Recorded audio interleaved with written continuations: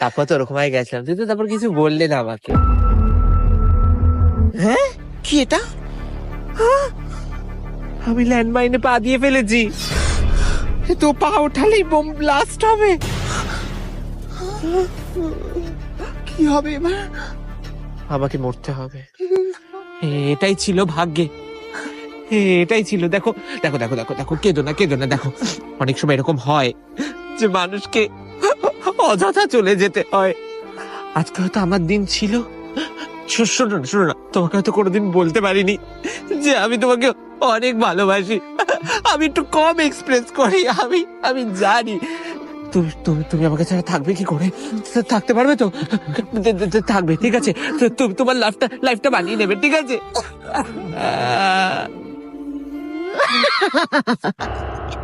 yes yes, thank god, finally সেই দিনটা চলে